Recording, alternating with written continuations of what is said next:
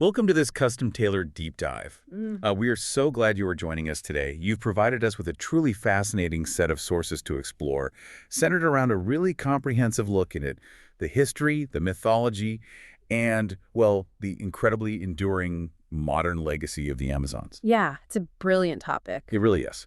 And our mission for you today is pretty clear, but certainly not simple.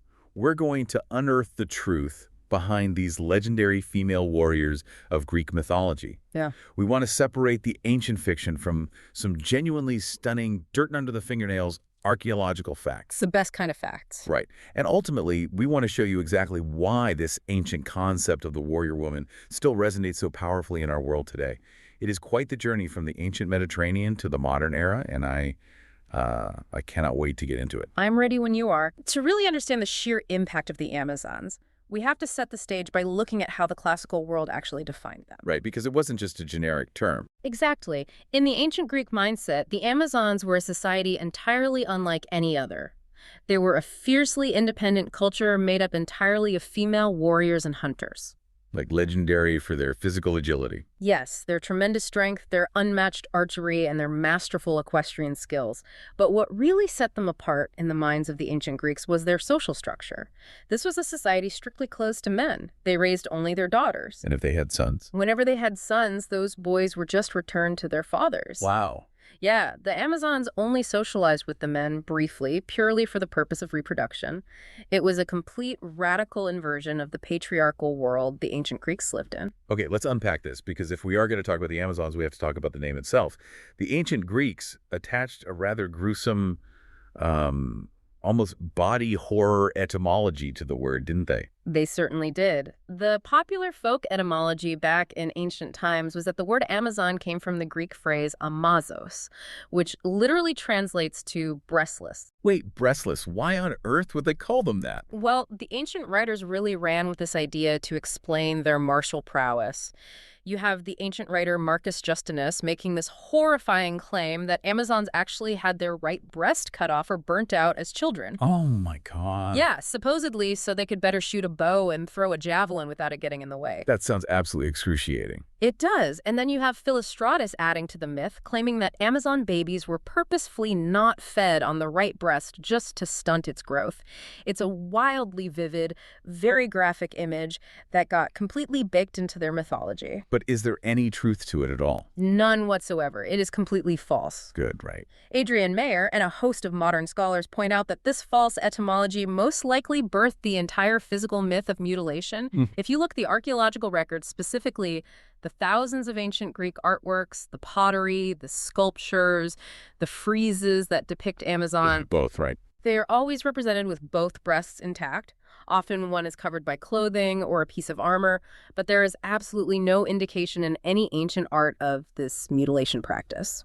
So it basically made up a word origin and then had to Invent a horrific backstory to justify it. That is wild. Exactly. What's fascinating here is where the word much more likely originated.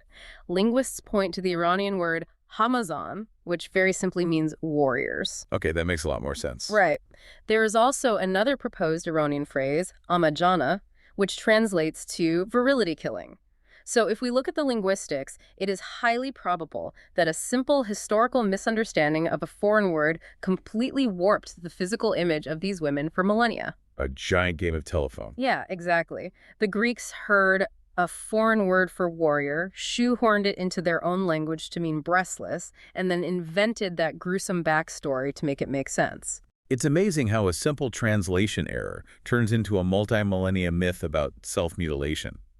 But regardless of where the name came from, once the Amazons were in the Greek mythological consciousness, they were absolutely everywhere. They were basically the ultimate crossover characters, constantly clashing with the biggest, most famous heroes of Greek myth. They really were.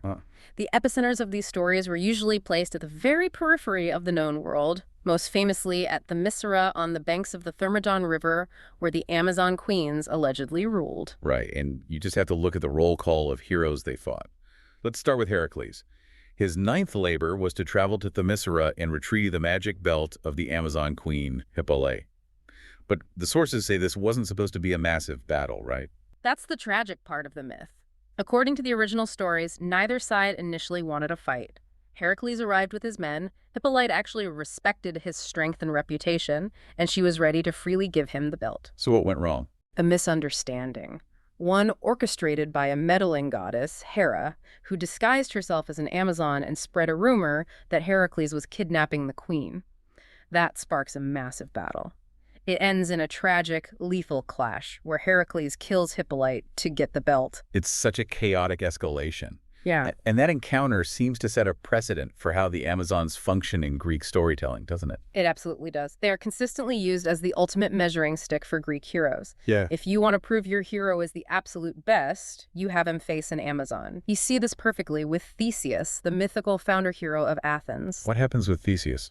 Well, in the myths, Theseus actually abducts Queen Hippolyte, or in some versions of the story, her sister Antiope, and takes her back to Athens by force. I'm guessing the Amazons didn't take that well. The Amazons do not just let this go. They launch a massive coordinated revenge campaign. They invade Greece, they plunder the coast, and they literally besiege the city of Athens itself. This wasn't a minor skirmish on the borders. This was depicted as an existential threat to the very cradle of Greek civilization. The idea of a foreign army of women laying siege to Athens must have been mind-blowing for the ancient Greeks. And then, of course, you have their role in the Trojan War epic cycle. Yes, the Amazons arrive at one of the most critical moments of the war. After Hector dies, the Trojans are in dire straits. They're losing hope. And who comes to their rescue? Queen Penthesilea and her Amazon forces. Just charging in. They arrive and utterly put the Greeks under immense pressure, pushing them back until the greatest Greek warrior of them all, Achilles, finally steps in. And that leads to one of the most famous one-on-one duels in mythology. It does. Achilles fights Penthesilea in single combat and strikes a fatal blow. But the myth takes a deeply poignant turn. As she is dying, Achilles removes her helmet, sees her face, and famously falls in love with her, mourning her death bitterly. They aren't just faceless villains, they are respected, noble, and ultimately tragic figures in the Greek consciousness. The logistics of their society in these myths are equally fascinating. We mentioned earlier that they didn't allow men in their society. How did the myths explain their survival from generation to generation? The myths actually detail a very specific workaround for reproduction. They supposedly lived near an all-male tribe called the Gargarians up in the rugged Caucasian mountains. Once a year, in the spring, for exactly 2 months, the Amazons and the Gargarians would meet in secrecy in the mountains. Oh, wow. Yeah, they would produce children together and then separate. The girls stayed with the Amazons to be raised as warriors, and the boys were sent back to the Gargarians. It is this perfectly constructed, almost mechanical myth to explain how a single-gender warrior society could sustain itself indefinitely. It's a very tidy narrative solution, almost too tidy. Precisely. If we connect this to the bigger picture, for a very long time, that tidy narrative was all we thought it was, just a story. For centuries, classical scholars looked at all of this, the epic battles, the Gargarian reproduction workaround, the remote cities, and concluded that the Amazons were entirely fictional. They thought it was all just a metaphor. Yes. The prevailing academic thought was that they were invented by Greek men to serve as the ultimate anti-women. Think about a typical ancient Greek woman. She was mostly expected to stay home, right? Right. She was confined to the domestic sphere, excluded from public life, politics, and certainly warfare. So, to a Greek man, the Amazon was their deepest societal anxiety brought to life. They were wild, entirely independent, dominant, and incredibly dangerous. A total inversion of their normal. Exactly. Other scholars argued they were purely allegorical, invented simply to symbolize foreign enemies like the invading Persians. They were seen as a psychological mirror for the Greeks, but certainly not flesh and blood historical realities. Here's where it gets really interesting, though. Because as much as the classical scholars loved the psychological allegory theory, the dirt had a very different story to tell. I want you, the listener, to just imagine the absolute shock of modern historians and archaeologists when they started digging and realized the ancient Greeks weren't entirely making this up. We pivot from mythology and poetry right into hard science. The shovels hit the dirt, and suddenly the fictional Amazon starts looking very, very real. It was a massive paradigm shift in archaeology and history. The shift really began to gain momentum with the excavation of kurgan burial sites. For those of us not in archaeology, what exactly is a kurgan? A kurgan is a type of large burial mound. Imagine a massive man-made hill rising up on the horizon, covering a complex wooden or stone tomb beneath the earth.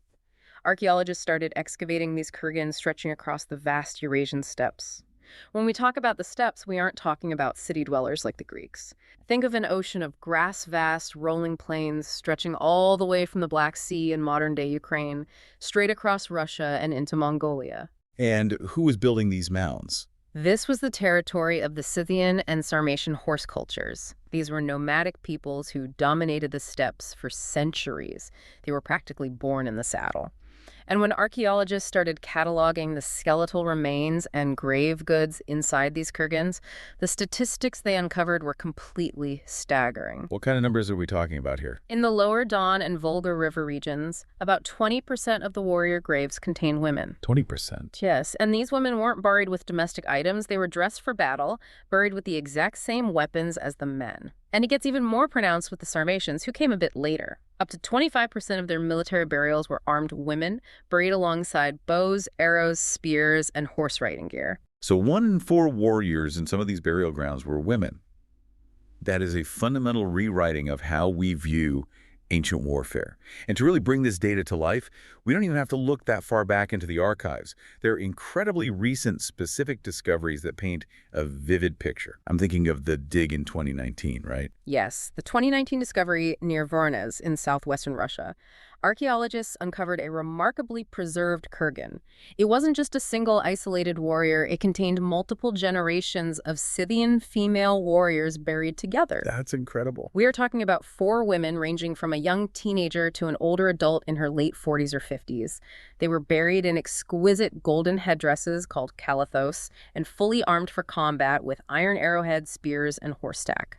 That generational aspect is key, isn't it? It just shows this wasn't just one exceptional woman who decided to pick up a sword. This was a culturally ingrained lifestyle. And then a couple of years before that, in 2017 in Armenia, they found another grave that told a much more violent story.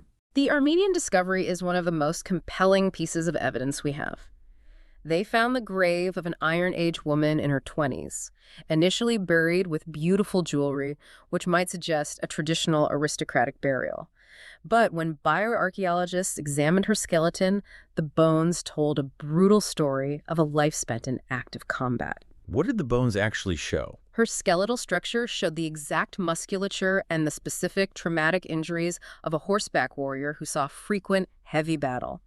The muscle attachments on her thigh bones were highly developed, exactly what you see in someone who spends their life gripping the sides of a galloping horse. Oh, wow. Her pectoral and shoulder bones showed the specific wear and tear of repeatedly drawing a heavy, high-tension bow.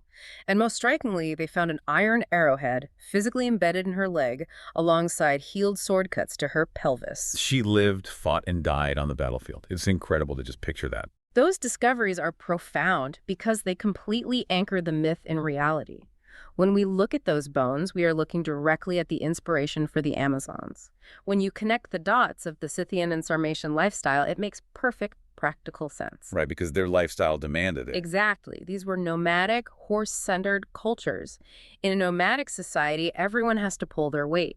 The men were frequently away for long periods, either hunting across vast distances or fighting in distant campaigns. The women who remained behind couldn't just be passive. They had to be able to competently defend themselves, their children, their massive herds of livestock, and their grazing pastures from rival tribes, raiders, and predators. And the horse was the great equalizer. Precisely. If you are fighting on foot with heavy bronze shields like the Greeks, brute upper body strength is paramount. But if you are fighting from horseback with a composite recurve bow, agility, balance, and skill matter far more.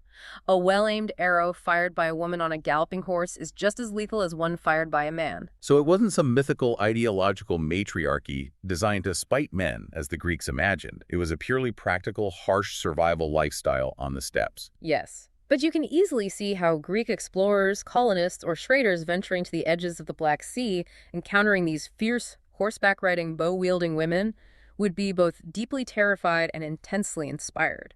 They took that practical reality, brought it home, and spun it into the towering legend of the Amazons. So what does this all mean? We have this very real kernel of truth from the Eurasian steppes, wrapped in thick layers of Greek mythology. But the story doesn't stop in the ancient Mediterranean world. The myth, the Amazon, permeated global history in ways that are just astonishing. Let's fast forward a couple of millennia to the year 1542, halfway across the globe. We have the Spanish explorer Francisco de Orellana. Yes, Orellana's expedition is a fascinating example of how the myth traveled. He and his crew were navigating a massive, uncharted river basin in South America. During his expedition along a tributary, the Namunda River, they encountered and fought a brutal skirmish against a tribe of fiercely warlike indigenous women. And local traditions actually had a name for them, right? They did. They referred to them as the Icamiabas. Orellana and his heavily armed Spanish conquistadors were absolutely stunned by the ferocity and tactical skill of these female warriors. They defended their villages with such intensity that they reminded Orellana vividly of the ancient Greek myths he had learned back in Europe. That's fascinating. He was so struck by the parallel that he decided to name the entire massive region and the river itself Amazonia. It's incredible to think that the largest rainforest and river system on Earth is named after a Greek myth, which was in turn inspired by Scythian nomads in Russia. It perfectly illustrates how deeply the Amazon archetype was embedded in the global consciousness. The concept of the female warrior totally transcends individual cultures. And while Orellana was projecting a European myth onto South America, there are instances where the reality matched the myth entirely independently. Like in West Africa. Yes, consider the Kingdom of Dahomey, located in present-day Benin. From the 18th to the early 20th century, they maintained a highly structured, all-female official military regiment. How did they operate? Were they just a ceremonial guard, or? Not at all. Internally, they were called the Mino, which translates to our mothers, and they were frontline shock troops. They went through grueling physical training, they were armed with muskets and machetes, and they were ferociously effective in active combat. They took captives, they led vanguard assaults, and they were feared by neighboring kingdoms. And how did Westerners react when they encountered them? When 19th century Western observers and colonial forces encountered the Melun, they were completely bewildered. They immediately fell back on that same ancient Greek touchstone, just like Orellana did. They dubbed these African warriors the Dahomey Amazons because the ancient myth was literally the only cultural framework they had to understand such formidable, organized female soldiers. It's fascinating how the word just becomes a universal shorthand for female empowerment and martial strength, no matter the continent. This raises an important question. Why is the symbol of the Amazon so remarkably enduring? Even when the spears are buried and the horses are gone, the core idea remains incredibly potent. You definitely see the legacy persisting in totally different forms into the modern era, especially in social movement. Absolutely. Look at modern social activism. During the early 1900s, members of the militant suffragette movement in the UK and the US women who were fighting fiercely, sometimes physically, for the right to vote, were frequently referred to in newspapers and books of the time as Amazons. Yeah, it started as a title of derision from their political enemies, attempting to paint them as unnatural or monstrous, but it quickly became a title of empowerment that the women themselves embraced. They reclaimed the word. And of course, the legacy thrives in pop culture. You can't talk about Amazons today without mentioning Wonder Woman. In 1941, psychologist William Moulton Marston created the character, explicitly drawing on the ancient Amazon mythology, complete with her origins on a hidden island, to craft a modern, global icon of female empowerment, justice, and strength. The myth just constantly adapts. Even today, there's a real-life martial arts group in Ukraine called the Asgarda, led by a woman named Katerina Tarnovska. She claims her group is a new, modern tribe of Amazons. Wow, bringing it full circle. Exactly. They draw a direct ancestral line back to those very Scythian warriors who rode across the steppes thousands of years ago, creating an all-female martial art to encourage women to build their physical strength and stand confidently against restrictive societal norms. The myth simply refuses to die. It really does. It is just so potent. From a misunderstood Iranian word for warriors, to epic, tragic clashes with Heracles and Achilles, from the undeniable, hard archaeological proof of Scythian warrior women buried with their bows in the Russian steppes, all the way to a Spanish explorer naming the world's most famous river, and Wonder Woman lighting up movie screens today. What a journey. Thank you to our listener for bringing such a rich, complex set of sources to the table for us to dive into today. It has been an absolute pleasure to unpack. And before we go, I want to leave you with one final provocative thought to mull over, drawn from the text, but touching on something we haven't explicitly discussed yet. In ancient Greece, there was an early writer and skeptic named Polyphaetus. He wrote a book trying to rationalize away all the magical or unbelievable elements of Greek myths, and he argued vehemently that the Amazons couldn't have possibly existed because he, personally, had never seen one. Sounds like a typical skeptic. Right. His working theory was that the Amazons were probably just men wearing long clothes who tied their hair up in headbands, shaved their beards off, and were simply mistaken for women by their confused enemies in the heat of battle. You're kidding. No, he was so sure of his own rigid worldview that he completely rationalized them out of existence. But knowing what we know now, having seen the iron arrowheads embedded in the bones of warrior women in Armenia and Russia, it makes you wonder, if history's earliest skeptics were so incredibly eager to explain away female warriors as just clean-shaven men, what other incredible paradigm-shifting historical truths have been completely erased by the assumptions of the past, just waiting in the dirt to be washed away?